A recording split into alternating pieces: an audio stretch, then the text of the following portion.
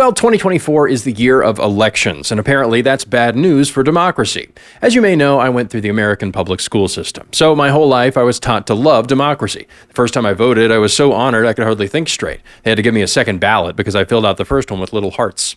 Okay, so I used an electronic voting machine, but you get the point. It's the best system in the world. At least that's what I was taught. And if you went to public school, you were probably taught that too. But elections are coming up, and my goldfish Clemenza just got his mail-in ballot. And that's got me thinking. Now, I know questioning democracy is blasphemous to some folks. It's right up there with criticizing Christopher Nolan movies, or like telling a gay guy that Taylor Swift is okay. Sorry, Blake. That's why so many were shocked by this headline from Vox. Here to read it is my new tech guy, Jake. Curtis Yarvin wants American democracy toppled. He has some prominent Republican fans. Sounds serious. Yes, Jake, it is serious. And just who are these prominent Republican fans? Well, one of them is Ohio Senator and guy I could be a body double for, J.D. Vance. In a podcast appearance, he said that if Donald Trump wins another term, he should seize the institutions of the left, fire every single mid-level bureaucrat in the U.S. government, replace them with our people, and defy the Supreme Court if it tries to stop him. Which explains Vance's campaign slogan, bye. But surely it's just one lone Republican candidate. Well, at a campaign event in 2021, Blake Masters was asked how he'd actually drain the swamp in Washington. Masters answered, "One of my friends has this acronym he calls RAGE, retire all government employees." That friend, Curtis Yarvin. So back to the headline. What's his problem with democracy? Curtis Yarvin has laid out a critique of American democracy, arguing that it's liberals and elite academic institutions, media outlets, and the permanent bureaucracy who hold true power, while the U.S. executive branch has become weak, incompetent, and captured. Weak, incompetent, and captured. This guy obviously hasn't seen Biden's aviators. Just look at him. He's like Tom Cruise. Maybe Tom Cruise with a low thetan count, but hey, he still does his own stunts. So Yarvin's critique is that the word democracy doesn't really reflect how power works in America. The real power lies in academia, the media, and the permanent government bureaucracy. Yeah, I just read that.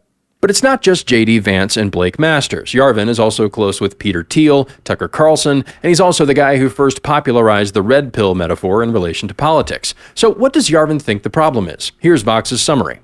The U.S. government is a sclerotic, decaying institution that can no longer achieve great or even competent things, and, as he now puts it, just sucks. Constrained by the separation of powers and Congress, the president has negligible power to achieve his agenda, in contrast to the deep state bureaucracy and the nonprofits that are permanent fixtures of Washington's governing class. So Yarvin thinks that our democracy is really an illusion. The real power doesn't actually lie with elected officials, but rather with unelected media elites, academics, and bureaucrats. Now you're just repeating yourself. You may have noticed this dynamic when we had 4 years of Trump trying to do popular things and getting stopped at every turn by people no one's ever heard of. But Yarvin has been railing against American democracy since 2007, when I thought the worst thing going on in the country was this.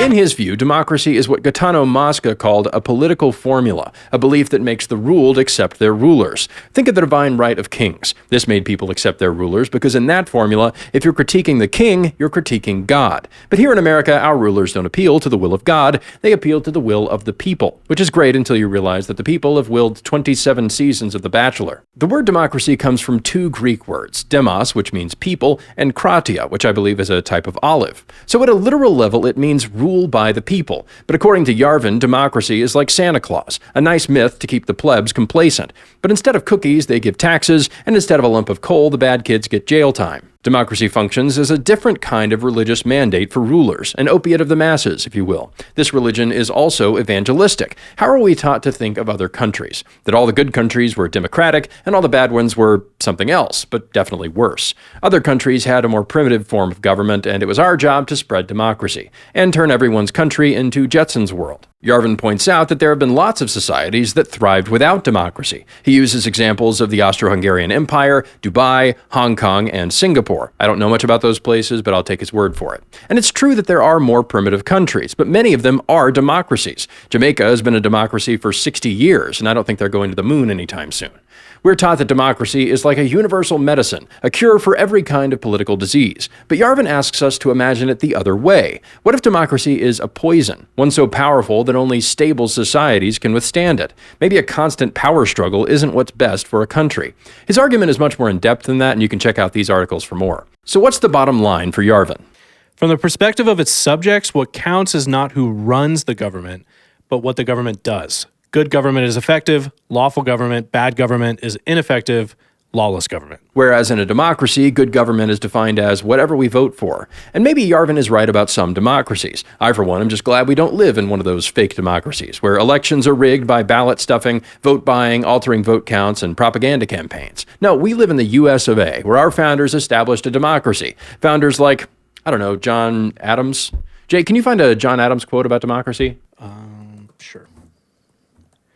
Okay. Here's one. Democracy has never been and never can be so durable as aristocracy or monarchy, but while it lasts, it is more bloody than either. Democracy never lasts long. It soon wastes, exhausts, and murders itself. There never was a democracy yet that did not commit suicide. Suppose John Adams thinks he's some kind of expert on the founders.